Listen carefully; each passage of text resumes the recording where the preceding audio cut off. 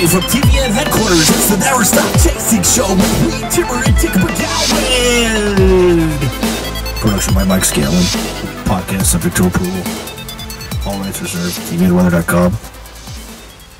Hear me up. Can you do it? You do the woo thing that you do. Woo! It's kind of like Ric Flair, but a little bit higher pitched. Woo! Yeah. But Mike was the one that he provides the follow shot whenever you'd watch the follow stream. He'd be with Chad Cowan, and they'd be back there showing the Dominator intercepting tornadoes. And episode 8 of Tornado Chasers that we just released today on tvnweather.com features our first intercept of the season. It was up near the Canadian border. In fact, the tornado developed on the Saskatchewan side, I think, and moved southeast into Divide County, North Dakota, and we were able to intercept it. And Mike, that was his first time driving right behind us as we're intercepting, and I thought he was going to intercept too. And I never expected to look back and see the follow vehicle just like 50 yards behind us as we're intercepting a tornado. And that's what has brought footage, intercept footage like we've never seen before. And we'll play that clip really quick and listen to Mike's audio, and then we'll get what was going through his mind as he was driving into this tornado. And he got into the outer circulation too. I think I was in the RFT. He loved every minute of it. It was pretty sweet. Good stuff. They can hear us right now too, right? Yes. So this is the GoPro Cam. It's mounted on top of the Dominator as we're driving into this tornado. And Dick made an executive decision to make the left-hand turn there and get inside the tornado, which was huge. I wanted to keep going straight. And The audio's playing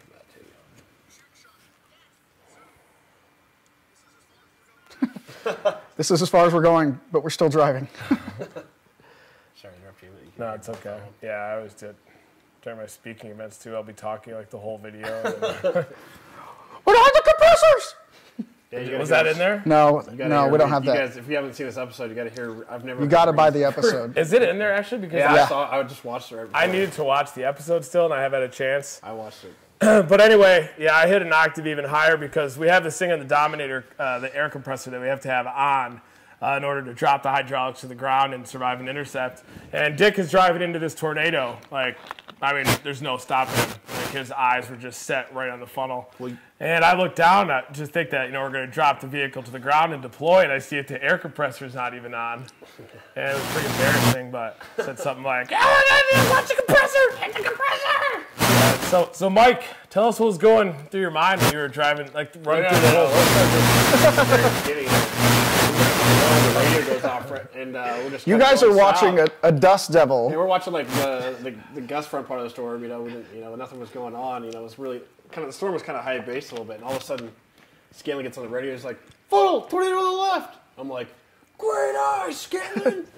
And then you can see this little nipple funnel. I don't know if you guys saw the episode. But you can see this little nipple funnel extend. And you like those little nipple funnels, don't you? I love them, as long as they're small. I like big nipple funnels.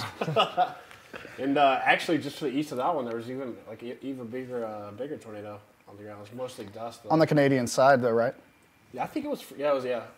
Yeah, we saw probably 6 or 7 tornadoes, I bet, that day. And on the Saskatchewan side, there were a couple even brief stovepipes, and they would all move southeast. They were heading toward us. Now, these were moving kind of northeast, remember? Because the first ones were, on our side. Yeah. And then there were some that we couldn't get to them. But the storm wasn't even tornado warned, and we were reporting rapidly rotating wall cloud over and over again. And I guess because it was right near the border or whatever it was, but big radar hole.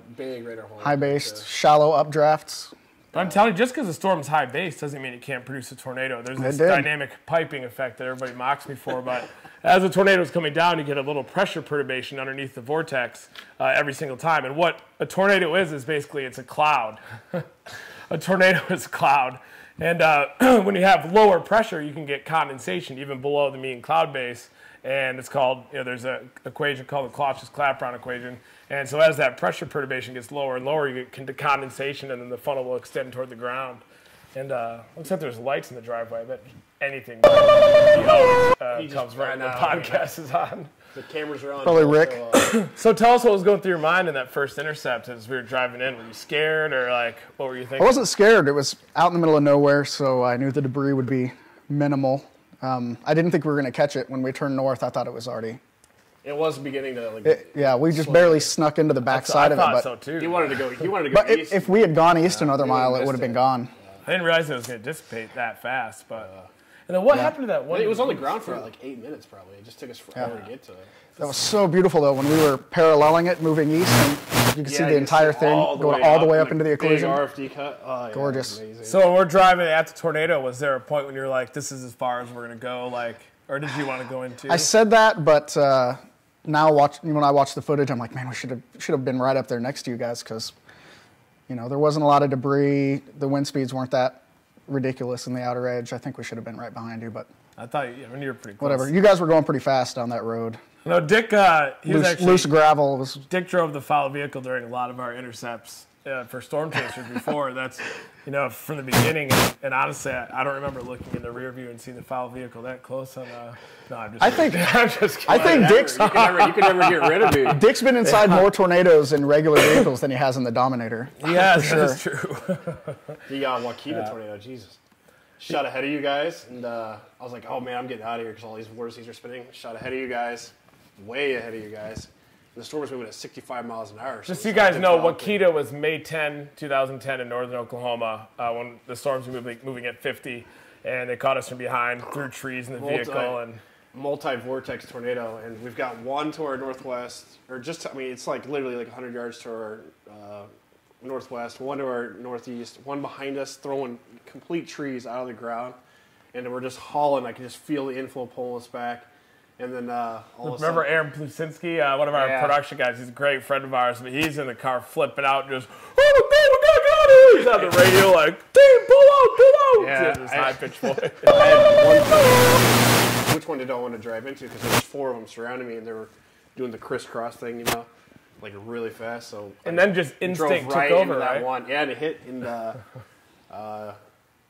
Robert Seaman, he wouldn't roll up the window fast. I'm like, roll it up, it's about to hit. Robert Seaman was the camera guy, most extreme camera guy out there too. That was in the follow vehicle, and he would have the window down, hang out of the vehicle, shooting tornadoes. There were tornadoes that I remember intercepting, like watching this. We're deployed, our window's up, and I look out and I see Robert crouched in the bushes shooting some of the shots from storm chasers. Crazy guy.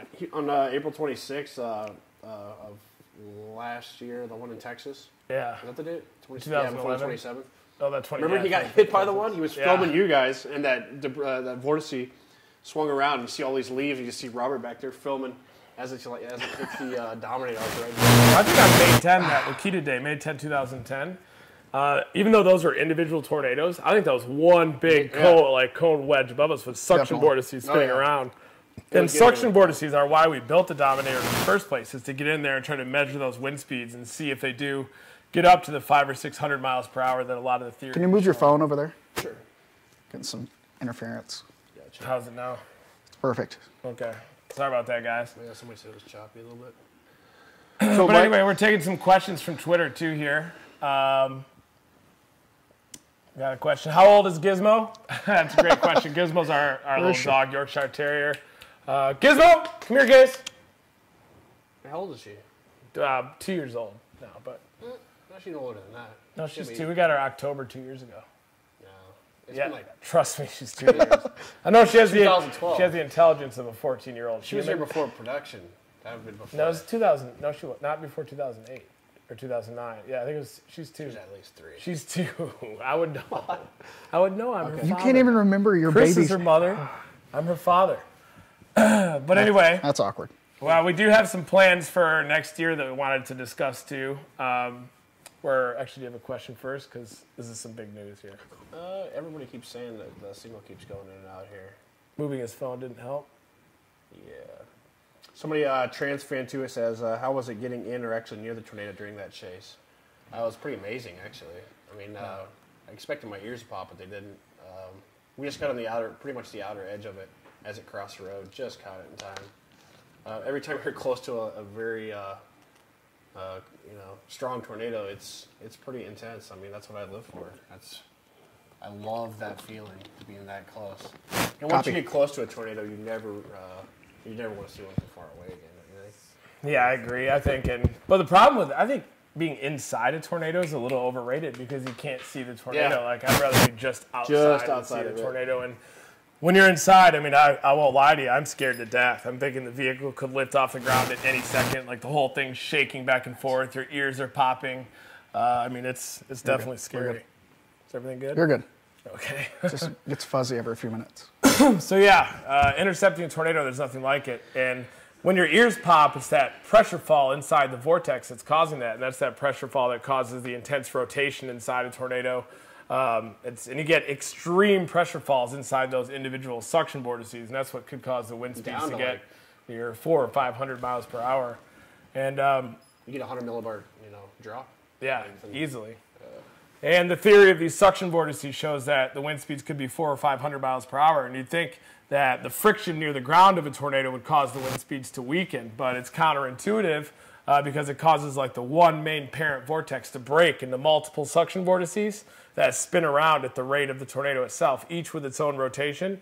So it's very easy to see that you could get wind speeds of 400 or 500 miles per hour inside those suction vortices, and that's why we built the Dominator, is to get up close, use radar, all equipment's necessary, and try to verify that the wind speeds get that high because they've never been measured in the field. You ever wonder, like, if you could, like that one that Andy Gabrielson, remember that vortice that he had like right next to his car? Yeah, I've always wondered, like, since there's no debris or anything, if you stuck your hand out there, if it would just literally, would you think it would just literally rip your skin off? You know what? I saw a video of a really small vortex just like that. It was in like Switzerland or something, and it crossed the road right in front of this guy. And it's really kind of, yeah, it was in Sweden, and it hit a tree right next to me. It just shredded the tree like a weed. What the? He barked and everything. And make some interference right now, man. I don't know what the deal is. I bet it's your helicopter. Get your helicopter out of here. It's not on, though. It could be that. Sorry, guys. It just gets fuzzy. How is it now? It's pretty good. Did that fix it? I don't know. It's been happening off and on, so I don't know. We'll see. We will perfect this podcast, but hey, the more grassroots, the better. So, Mike, when did you start storm chasing? Let's go back through your, I remember you were on... That's how I got to know you. So, how long ago did you start storm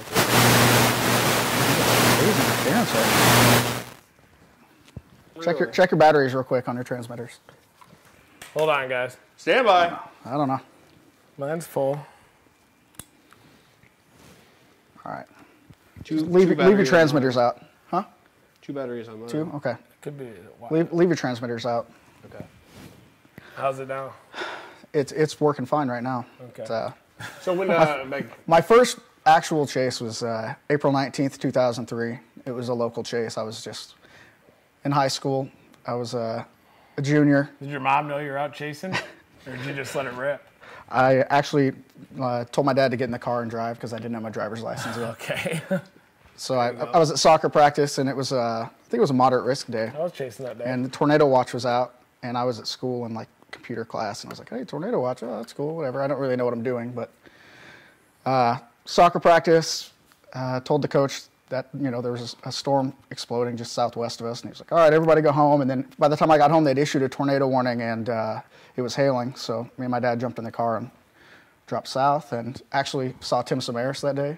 Oh, really? Yeah, he was right there. And it didn't tornado, but it had just ridiculous bowl structure. It was the most incredible thing I've ever seen. So what's your first impression of Tim? He's the nicest guy in the world, isn't he? Yeah, I think Tim's he's always been somebody I've looked up to. And one thing about Tim is no matter who you are, if you're excited about weather, he'll always talk to you just like he talks to everybody with respect, and he's totally nice. And he definitely inspired me to get into the science of storm chasing. I know Tim has a world record pressure fall measurement inside a tornado with one of his instrument probes. He measured a pressure fall of over 100 millibars inside the Manchester tornado.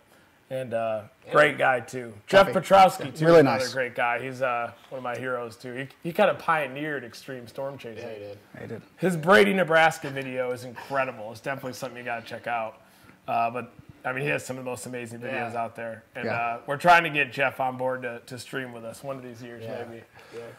He's really a great chaser. How about unplugging these headphones real quick? Somebody suggested. I can't unplug the headphones, and then it'll come out. Okay.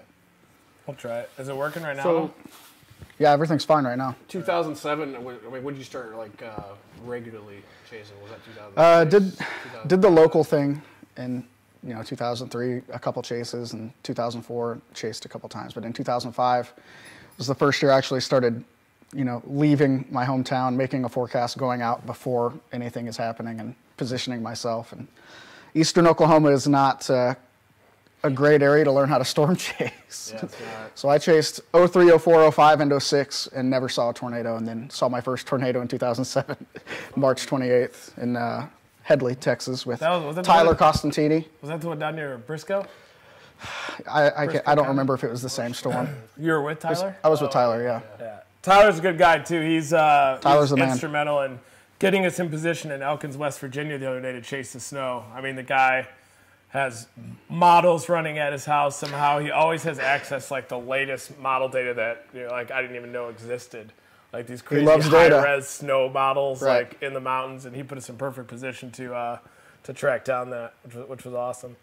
And on Twitter, you guys are breaking up really bad. I'm only getting part of the conversations. Why are we breaking up so bad? That is weird. I hope I didn't cut one of the lines with my helicopter probe. It is possible. Taryn Marissa Martinez asked, will you guys be doing the tornado chasing tours again next year? Please say yes. Yeah, we will be doing the tours. If you're interested in storm chasing tours, you can go to extremetornadotours.com. And we have many other plans, too, for 2013. We're going to ramp up our quadcopter mission. We're going to be shooting all kinds of probes into tornadoes. We're going to be having a radar. We'll be out there in Dominator 2. And we are going to be adding another team and another vehicle that's going to put the Dominator 2 to shame, honestly. And if you guys want more questions on that, I'm not going to give out too much more information, but we do have something that's in the works. We might even have Mike the Scant Man be the driver, who knows? Or not the driver, but the navigator to get him in position. But if you want more questions on that, you can go to Twitter and tweet at Sean Schofer TVN. That's Sean, SeanSchofer TVN. And he'll fill you in. But how are you doing, Sean? It's not Sean Casey. That's Sean Schofer. He's on the TVN team, and he's our basically our Canadian team that we're adding, and he'll be a part of our research too. And this vehicle is going to be pretty amazing, and it's going to be accomplish a lot of the stuff that the Dominator 2 can't inside tornadoes. So as it evolves, you can follow our Twitter accounts, and we'll post updates as we're building it. But this vehicle is going to revolutionize extreme tornado research, that's for sure. And in 2013, good things are going to be happening, that's for sure. We'll finally get our whole research thing dialed in. Hopefully I'll finally be graduated by then, and we'll be good to go. All right? Copy. Would you feel comfortable leading a vehicle inside a tornado? Yes. Mike has. I need to get a high-speed camera, though, man. Mike has actually some of the only still photos I've ever seen of the Greensburg, Kansas tornado. Like still photos, not video. Yeah, that's how I actually got to know you. Yeah, he messaged me on YouTube. Miracle. I bought a camera at Walmart like that morning on the way up, and like I texted my buddy and I was like, "How do you leave the shutter open?" And he was just like, and they're just like those are taken like a pro. I mean, those are some of the best. 60-mile-an-hour inflow winds. I was like holding on to the tripod. But were you on that storm from when it developed in Greensburg, Kansas? No, we were in Medicine Lodge because we didn't have mobile data. I mean, we had a computer that we could steal Wi-Fi with, and then just like a paper map and a scanner. And we ran into I think it was Patrick Marsh between Coldwater and Medicine Lodge, and he was like, "Oh yeah, everything's done." What? And that was, and you could see the left split from the Ellis County storm. Weird storm. It was really strange. And then it weird red view too. Right at sunset. Yeah. It was lighting a little bit, but it was like one of those weak storms, and then all of a sudden just wham. The southern cell just took off. I remember the left split too. We were just racing up with it, and you can see that even had amazing structure. It was like LP. The left split, yeah, it looked amazing. Like exactly. Beautiful LP structure. Yeah. And that's the Ellis County one too. Joel and I were on the storm to the south that was sending off these splits, and so we were punching through split after split, getting softball-sized hail. Did the Ellis County storm come off of a left split? No, that was the original storm that sent the left splits. And there's this whole paper by Howie Bluestein you guys should check out. That's basically like the genealogy of the Greensburg, Kansas storm. You had the Ellis County one send off a split. that one split. And that one, actually, no, the outflow from that one is what helped when the dry land started to retreat. John Davies wrote about that, how it added to extra convergence. But yeah, and that then storm may not have happened. So you had a left split that split again, and then that left split converged with a new right split that formed on that, and then that formed the Greensburg monster. And who knows? Like that kind of shows that one small little thing in the atmosphere can have huge impacts because of all the nonlinearities that happen. And maybe a butterfly flapping its wings in China could have led to the superstorm. Gravity waves. And that was a tornado producer. I mean, it didn't just produce the Greensburg tornado. It produced all the way up to northwest Kansas. It put it even bigger tornado than the Greensburg tornado. I mean, it was a perfect, cyclic. How many tornadoes? I think they counted too many. 12 was official by Dodge City, I think. Yeah, but when the Greensburg tornado was happening, I saw 12 tornadoes that night, and I only saw 2 cycles. I've never seen anything like that. There were so many satellites. It was just every lightning satellites flash, just going nuts. They'd be in different places. Right. Well, they said the one to the east, the second one was even bigger than Greensburg. Was that true? 2.5 miles. Really missed Maxville. Maxville actually was probably the luckiest town the next 2 days because it went right between Maxville and Mullinsville. So I remember chasing on May 5th, which was a high risk day. And you and I both saw that cone that crossed right in front of us. That was Maxville was just to the west of it. Because you remember driving down that road, we were in the damage path. Yeah, in the damage path, From the Greensburg, or the second Greensburg cycle, the one after Greensburg, watching a tornado move down the same path. And it almost hit that same house that got hit the night before, because you could see the damage right there. And the only time I've ever seen that happen when you're in the damage path from the day before looking at a tornado was April 27th. But it wasn't from the day before. That was from April 15th, 2 weeks before that. 12 days. That's 2011. So if you guys go to our YouTube page, you can see the April 15th video near Jackson, Mississippi, 2011. And then 2 weeks later was the big super outbreak when we were in the damage paths from those tornadoes before, watching tornadoes go by. And we've got a question here from Shannon there. Angelina. She says, chasing some time in Europe? I think it's really interesting to know. Yeah, we do have plans to chase in Europe. And in 2013, we're going to start the international campaign. Basically, we'll be chasing everywhere. We're going to go down to the Pampas of Argentina. We'd like to chase typhoons in Asia, the Philippines, Okinawa area. Also chase tropical cyclones up in northern Australia.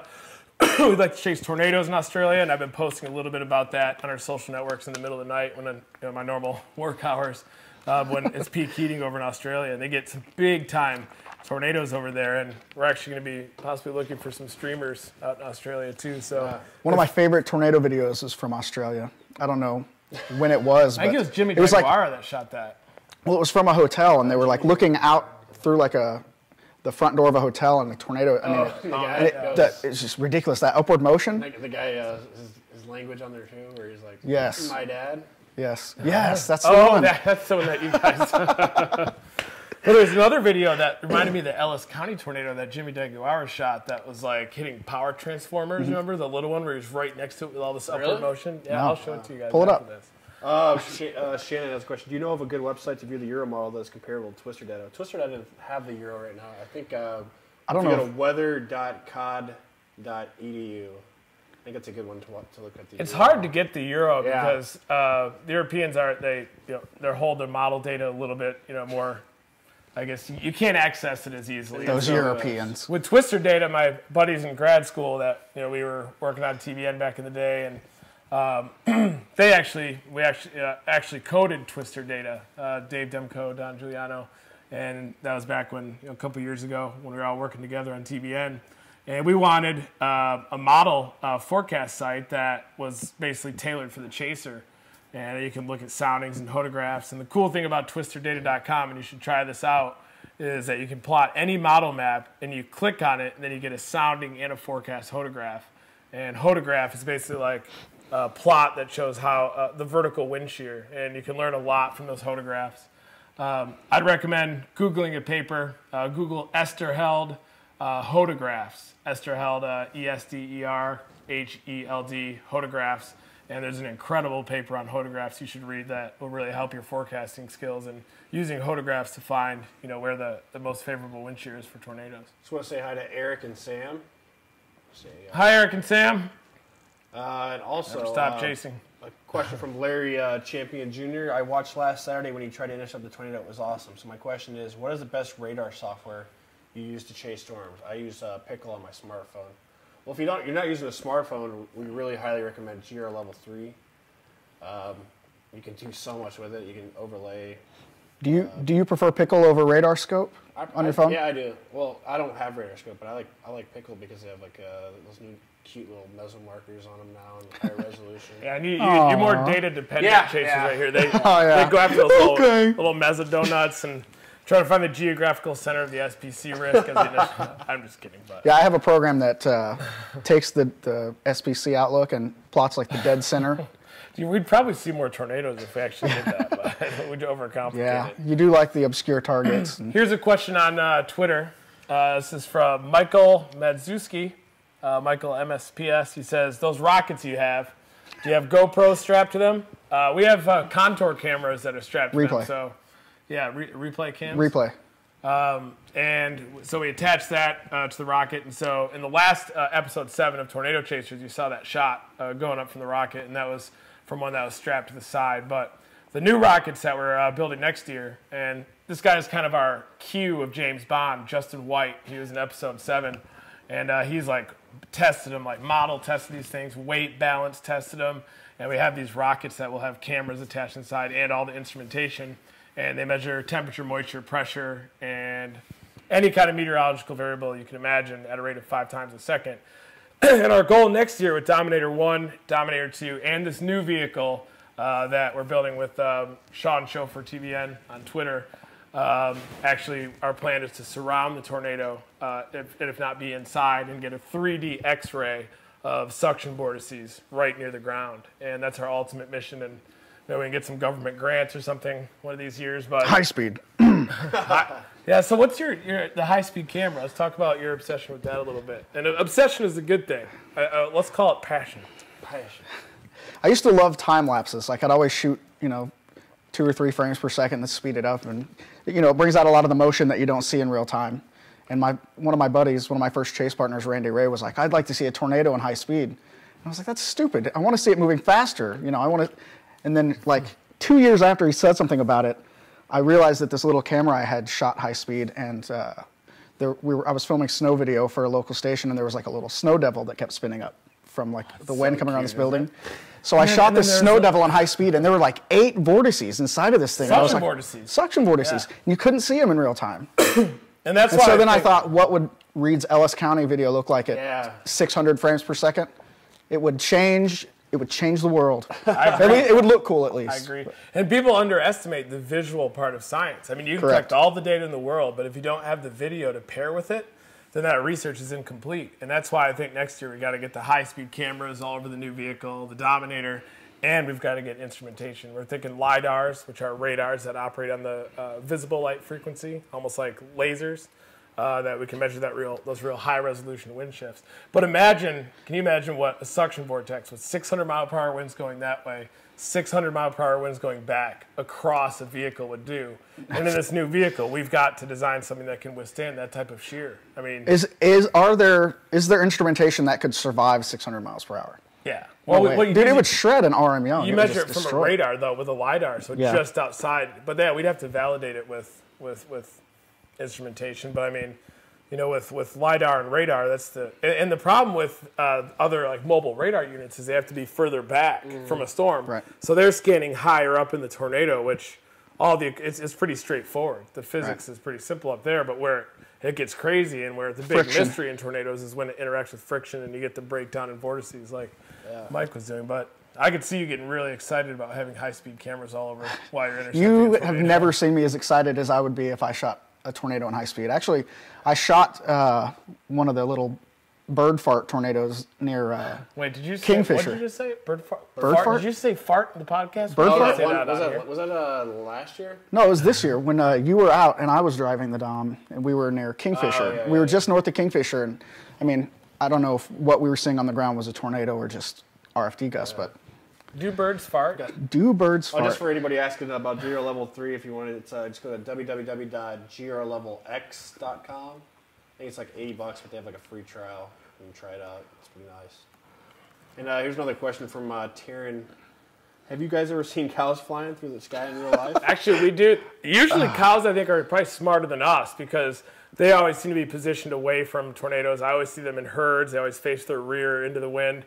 But we have seen a picture of cows with their heads buried in the ground and their rear ends sticking up from one of the April 27 tornadoes. Have you seen them actually fly into there? Didn't you see something similar like on May 29, 2008? I thought it was a mini jackass or a mini donkey. May 29th.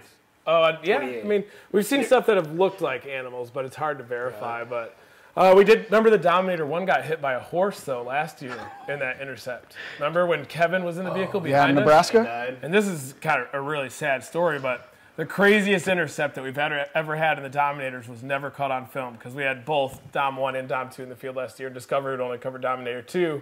And Dominator 1 was following behind. And Kevin Barton, who built the Dominators, he's riding behind. And the tornado suddenly changed directions. And so we're stuck in the mud. We missed it, all stuck in the mud. And it slingshotted to the right and hit Kevin head on. And he's like, we're dropping the vehicle to the ground. Yeah. And, Kevin has pure confidence in what he builds. Like, it's amazing. Right. He thinks that they could survive an F5. But he was inside there, completely calm voice in his Michigan accent. He's like, we got to drop it down. Come right at us. He couldn't get the window. And they couldn't get the windows up. So it blew all the windows out. And ripped the anemometer off. Ripped the anemometer off. No data, no cameras. We had Gerald with us from Hyperion, who's the engineering firm that built a lot of our instrumentation. And their camera actually went out of batteries. They had a camera just in case, and it went out of batteries. And you hear Gerald saying, "Oh Lord, yeah. Oh Lord." He told me not too long ago that his hearing's still affected by that. Jeez, poor guy. Yeah, I know. Great, genius guy, Yeah. but. Oh, yeah. But then he got a direct hit from the vehicle. The Dom dropped down, survived, got hit by trees. It hit a barn upstream. Thankfully didn't hurt anybody. But there was a horse that was thrown into the Dominator, and just 20 feet in front, unfortunately the horse died. I remember that lady too. She was so upset. But the high school football photo from her son, because they took shelter and they were fine. Their house was fine. Their barn got hit. But I went over back to the Dominator, and sitting on the floor with all these leaves and tree and debris inside was a high school football photo. And so I brought it up to the mom, and she was crying and all emotional. I said, I found this in the floor of our Intercept vehicle. And her son was there too. And we all worked together and helped out and cleaned up the debris in the barn. Yeah. It landed inside the Dominator? Yeah, it was in the Dominator on the floor of the high school. That's Ravenna, Nebraska. Yeah. Joel still gives me crap for that. He said that if I wouldn't have got stuck behind him, you guys could have backed up. But Joel overshot that tornado. Overshooter. I thought that was your nickname. Overshooter McGowan. Jeez.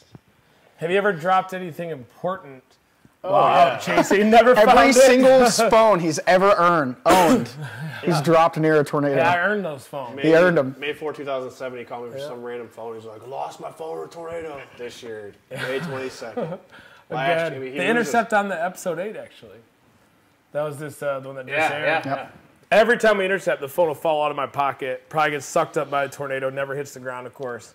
But then I went without a phone or anything for 2.5 weeks after May 22nd, and honestly, it was the most, it was weird going back to the days of the landline where you don't have a phone, but it was nice too because all I did was just sit there and enjoy the ride, enjoy storm chasing, and not my phone all the time. And I think we need to go back to the days of the landline and the pager. Yeah, although I was never cool enough to have. You were emailing that entire time. It's not like you were living in the dark. I bet Dick was one of those guys that had the pager in high school, though. I wanted one. I never wanted a pager. I took my dad's cell phone to school in 3rd grade, and it got confiscated, and I got in trouble. But I was like, hey, look at me, I got a cell phone. I just want to give a shout out to my buddy John Campbell from Garden City, Kansas, where I'm from. Thanks for watching, buddy. I haven't seen him since high school. Him and I used to do some crazy stuff back then. I'll tell you what. The dark ages. Big shout out there. I was always telling Dick if he went to our high school, he'd have been a great asset to our Science Olympiad team. So would Mike as well. I wish that we all could have been on the Science Olympiad team together, and I think would have done some damage. Maybe your junior varsity basketball team. It's been an honor to have you to be my tree identification partner, Mike. I think you got raw, natural talent and tree ID. Tree ID? Yeah. But yeah, for 2013, it's going to be a big year. And there's not much to talk about weather-wise right now, honestly, guys. We've been looking at the models, and it's pretty quiet, but... Let's talk about what happened our last chase. Oh, yeah. I always forget the boss. The shear is incredible. It looked really good the night before, and it actually started the morning of. And then I don't think the moisture mixed out. So dry, the surface. And I think the timing of the trough, too, probably... Yeah, it seemed like if the trough would ejected a little early, then the storms would have maybe moved off the dry line and then hit the moisture axis. But they were firing back, in like the 40-degree dew point, and then they move east, and there's probably just a little bit stronger cap, and then they kind of die off. And if the moisture was high enough and that energy ejected, then you could have easily had like a Mulvey, Kansas setup, you know, where you have a double dry line, and those storms could have moved off that dry line into the deeper moisture and possibly gone tornadic. But thankfully for people in the Southern Plains, that didn't happen. So yeah. It was a nice rainmaker for all the farmers out there, all the way down to even Texas, I think. So It was a nice sunset there through the storms. Yeah. I shot some high-speed lightning. did you? Yeah, that's what I was doing back there. They made me ride in the follow vehicle by myself. We didn't. Yeah, Mike. I liked chasing by myself. It was fun. Did you talk to yourself back there? Yeah. Like, can you give us an example of like some of the conversations you had with yourself? I sing a lot of Bieber. Yeah, Justin Bieber. I Can you had give the us an Bieber cranked example? up. Shine No, I bright can't. like a diamond. I was singing that too. Yeah. And your buddies flashed us over there in Pratt, Kansas. Oh yeah, Dylan and Mike Boyk and all those guys. That was pretty funny. Those kids. Those crazy kids. Those crazy kids. So, Mike, what was your Copy. favorite chase of the year? This year? June 7th. Wyoming tornadoes. Never been to Wyoming, and then it was like, hey, I'm in Wyoming for the first time. Come over this ridge, and there's this gorgeous tornado to the right. Beautiful country out there. Oh yeah, it was amazing. Look, Tyler's got a Canada goose. Yes.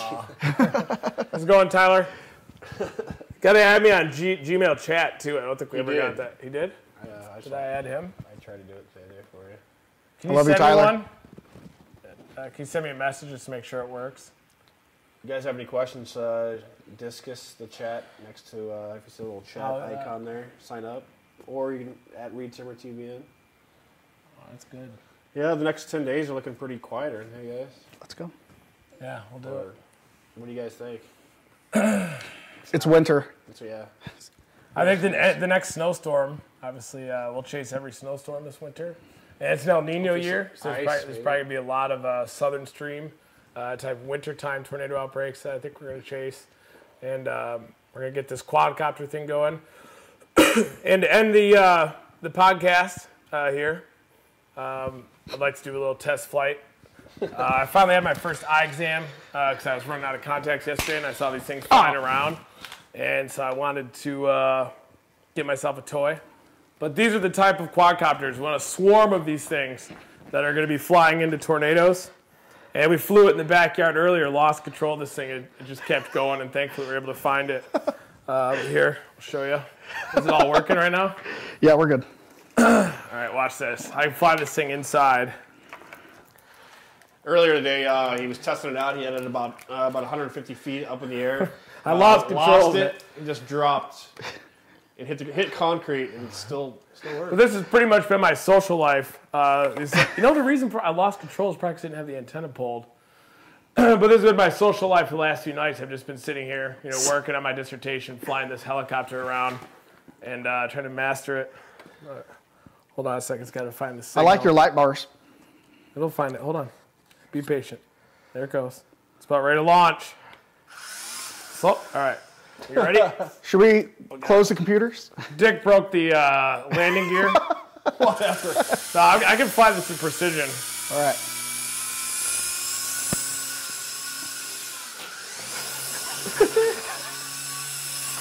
All right, hold on. Regaining control. Hold on. Landed up there.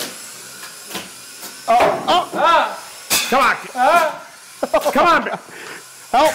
It's almost. All right, stand by. Hold on. One more time. Playtime's over. I'd like to thank everybody for watching the podcast tonight. Special guest, Mike Scalin. He broke it. It's broken. Appreciate you guys watching the show. What's up? TV and science has gone so far. Thanks but again to James Skybers for the new intro. Oh, man. And we'll see you guys next week. All right, thanks, guys. Never stop chasing.